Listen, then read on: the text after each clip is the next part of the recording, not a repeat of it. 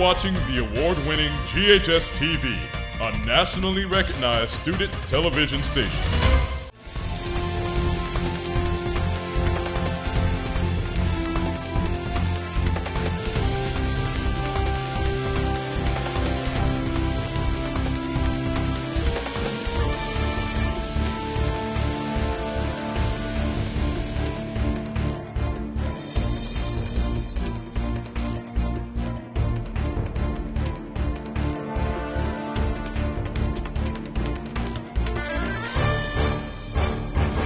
Welcome to GHS Insider, the show that's all about the G.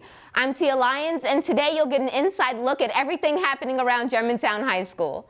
Coming up on the show, we go inside the cosmetologies class, canned food drive, and campus corner. Supporting us when we're doing a service to a specific person, so we just really like to give it back. Plus, hear the opinions of our classmates as they discuss a new hot topic in our new segment, Devil's Advocate. And later in Insider Sports, a new basketball coach is making his mark on the varsity team. Everybody's listening, eyes on me. This is a transition defense drill. But first, we want to tell you about a very special event that happened here. Members of the SJ Homecoming Court made a little boy's dream come true. Thank you, this has been granted. 4-year-old Matthias and his family were surprised with the Make-A-Wish dream on the football field. It was part of SGA's annual fundraiser. This year, members of the homecoming court were required to raise at least $250 for Make-A-Wish. They ended up raising $5,000. The money was used to buy Matthias toys, games, and stuffed animals. For sophomore Shiloh Sanders, the fundraiser was personal. It means the world. For me, my mom got diagnosed with cancer when I was 5, so I know how the surrounding love feels to you. So I feel like him going through with the chemo and all that stuff, I feel like this is a great opportunity for him just to feel the love and actually feel like a kid instead of having to worry about medicine and things like that. Matthias was 2 years old when he was diagnosed with cancer. He and his family spent the last 2 years at St. Jude as he completed treatment. Matthias' parents say it's been an emotional journey, but all of the support from foundations like Make-A-Wish and St. Jude made the hard times easier. A Mario game. Yeah.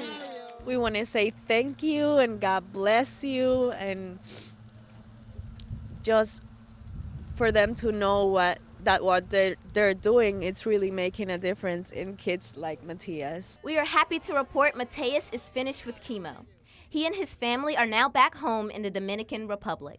But God has been good through it all, and I've found some angels in the way, like Make-A-Wish, like these people from Germantown High School, like the doctors, nurses, and everyone who has been supporting us and showing us love and showing us that there's good people in the world. So we are really grateful and happy to go back home now. He is having such a happy time. This year has been so hard on him that this wish is like a good thing for us, like a good moment, a happy memory. There's hope in the end of there's people like St. Jude, Make-A-Wish, and all these foundations that make it easier for us during this hard time that we have to endure. What a feel-good story to kick off the show. Now, lights, camera, action. The Modern Film Club is back in person. In today's Campus Corner, reporter Morgan McLean attended the club's first meeting of the year and spoke with a special guest. Hey Tia, the Modern Film Club was busy during the meeting. They voted on officers, discussed future events, and had a guest speaker. Marty Lang is a local filmmaker and U of M film professor. He joins me now. Mr. Lang, what did you discuss with the Modern Film Club?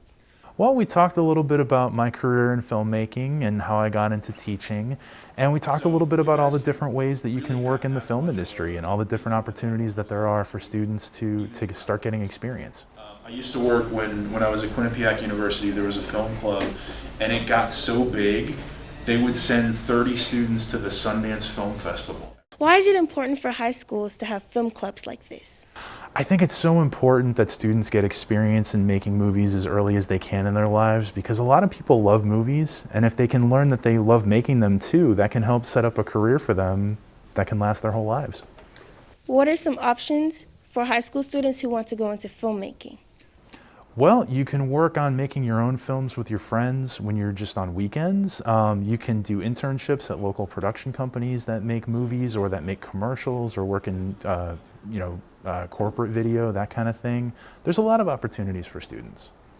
You want to create a collaboration between U of M students and high school students. How would that work? Oh, I'm really excited about this. I'm hoping that we can start to make movies that Germantown students would make, and then we could potentially play them at the University of Memphis, and then also have other film professors come to GHS to work more with the students and how to put the films together. If you guys decide that you want to make a movie this year, whether it's a number of films or if it's one big film, however you guys want to do it, I am more than happy to come back and help you guys to develop the plan to make it. Can you talk about how this would benefit high school students? I think anytime you can work on a visual project and visual storytelling, it not only helps you as a storyteller, it can help you as a communicator. Anytime students work on these projects, they become a little bit better in being able to communicate their ideas to people. So it goes far beyond just the fun of going out and making a movie. It can actually teach you real world skills that you can use later in life. Mr. Lang, thank you for chatting with me. Tia, back to you. Can you handle the hot seat? This new segment is a high-intensity, quick-fire interview with a GHS student or teacher. Subjects must answer a series of questions as fast as they can. They can choose to pass on a question, but after the third pass, they must answer all remaining questions or else they'll feel the wrath of the hot seat. Our first guest is Coach Scott. Can he do it?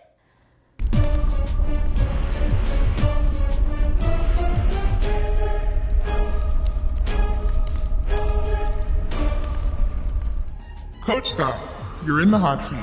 Are you ready? Your time begins in 3, 2, 1. Interesting hobby? Trap shooting. Favorite movie franchise? Star Wars. Biggest fear? Spiders. What song is on replay? I don't know. What do you like to do on the weekends? Laundry, sleep. Least favorite food? Broccoli. Current goal? To retire in about 10 years. What is a weird fact about you? I've had about 6 different professions in my life. Dream travel destination? Roatan. What is your dream job? My dream job is teaching chemistry at Germantown High School. Favorite TV series? Oh, easy. Blacklist. Favorite color? Red. Favorite actor or actress? John Wayne. Least favorite actor? I'll pass because I can't think of one.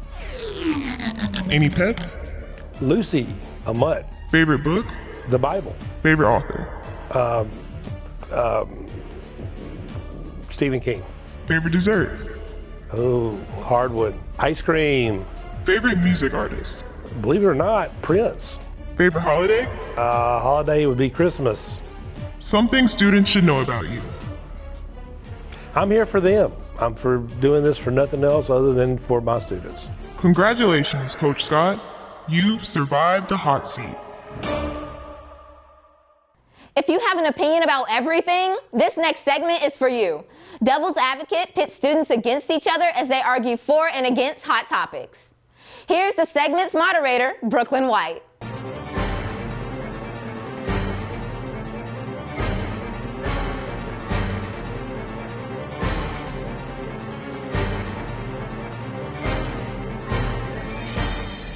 I'm Brooklyn White, and this is Devil's Advocate, where we discuss topics that are controversial, trending, and relatable to students.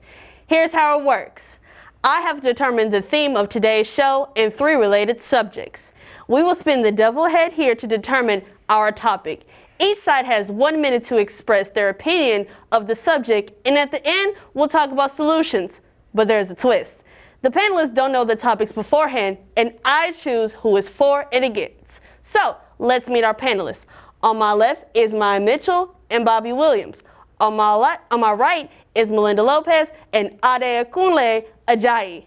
Today's theme is school. The possible topics are standardized tests, dress code, and school start times. Let's spin the devil head here.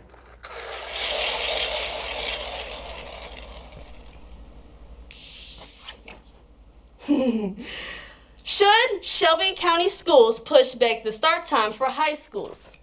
Melinda, Ade Akunle, you are a pro. Bobby and Maya, you are a con. Melinda and Ade Akunle, you will start first. Your time starts now.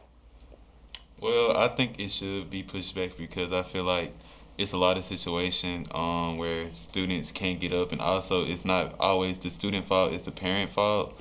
And so the students shouldn't be punished when they are late. Yeah, I think administration is a little strict on kids that arrive here late, especially with tardies and detention, ISS, and things like that. I feel like if we got a bit more time to get to school on time, it would actually happen. Okay, so let me ask you guys this question. What will be the new times for school, and could everybody agree on it?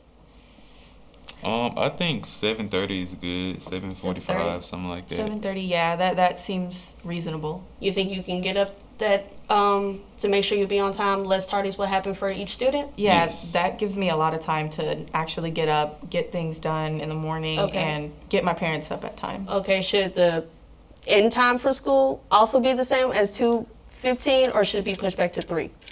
It should be pushed back, possibly to fit. Your time is up. You guys are next. I personally feel like it shouldn't be pushed back because you have to think about a lot of students have extracurricular activities outside of school.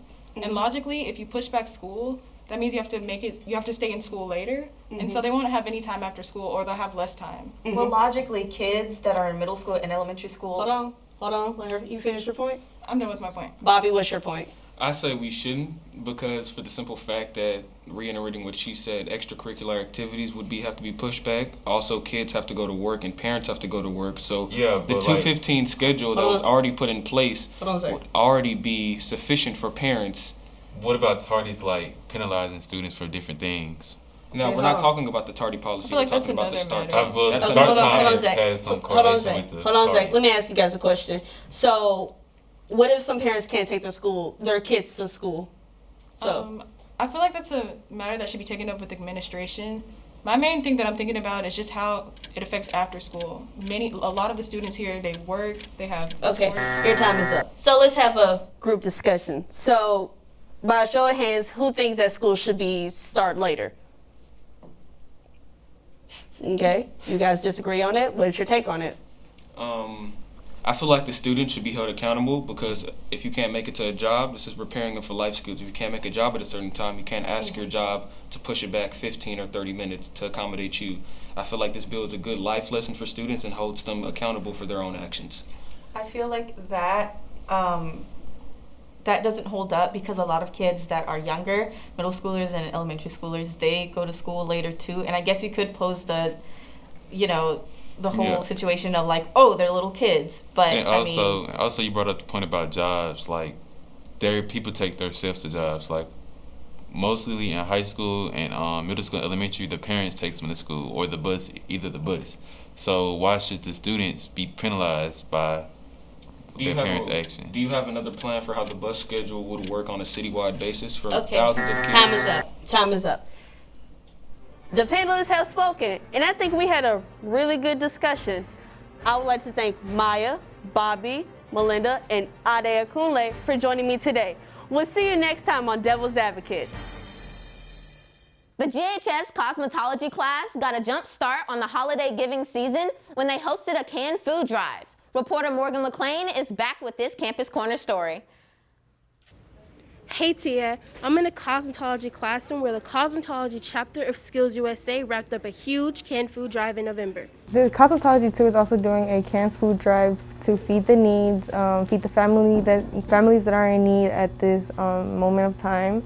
And we just like giving back because we might never know what a family may be going through, and they're always supporting us when we're doing a service to a specific person, so we just really like to give it back. Cosmetology students collected 350 cans in an 8-day period.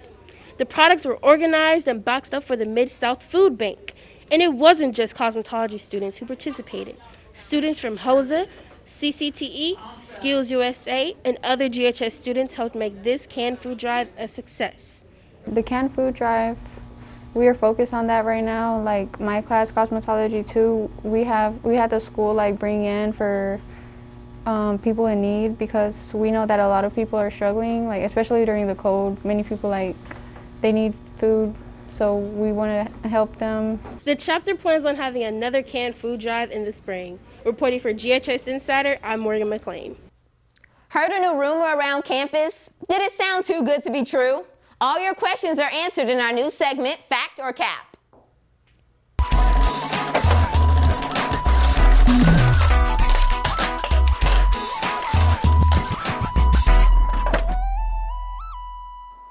I'm Kristen Blake, and this is Fact or Cap, where we debunk GHS rumors. You've probably heard about the pool on A building. Maybe someone told you about it as a freshman, or some upperclassman tried to sell you an admissions pass. I know I heard about it my first week here. But has anyone ever seen this mysterious pool? Let's find out if this rumor is fact or cap. Do you believe that there is a pool on top of A building? No. Seems right. Like, where else would you put a pool? I don't know. No. Never heard of that. Like a swimming pool? No, I do not believe that there's a swimming pool on top of A building. How can it be on there? How we gonna get up there? When I was a freshman, all the seniors told me it's a pool on top of A building, so it gotta be a pool on top of A building. I don't believe there is a pool on top of A building. No, I do not believe there is a pool on top of A building. Because if it was, like, water would be falling down on everybody's head because, people up there, like, moving back and forth and stuff. Yes, I believe there's a pool on top of A building because every time I walk by there, it's like water just splashes on me. There is definitely a pool on top of A building. You should all go visit it. Well, it seems that most students agree that there is not a pool on A building. It's been a long-held tradition to tell incoming freshmen about the mysterious pool. But there's no pool at all. That's cap. So if someone tries to sell you an admissions pass, you'll know it's cap. That's it for Fact or Cap. We'll see you next time. There is a lot going on in the world of GHS sports. Here's Brandon Sewell with the latest. Hey Tia. The wrestling team is back on the mat after nearly 2 years. The Red Devils took on Houston in their first regular season match. The last time they competed was before quarantine, but they've spent months training and practicing. Like all high school sports teams, the wrestling team has faced challenges getting members back where they need to be. The seniors on the team were just sophomores when the pandemic hit, so the experience is not there yet. The road is tougher, which as a coach, I'm in favor of, because in my opinion, only the best of the best should be wrestling for a state championship. The wrestling team has 2 more matches on December 9th and 14th before the SCIAA Championship on the 17th. Good luck, guys. The Red Devil basketball team is well into the regular season with a new team and new coach. Everybody's listening, eyes on me. This is a transition defense drill. Coach Sabo comes to GHS with a lot of experience. He previously coached at St. Benedict in Millington. And now Coach Sabo is looking to take Germantown's basketball team to the next level under his direction. We asked Coach about his expectations for the team this season. Looking forward to getting started. I know these guys haven't played in 2 years, and I think there's a lot of excitement to be back together again and playing again.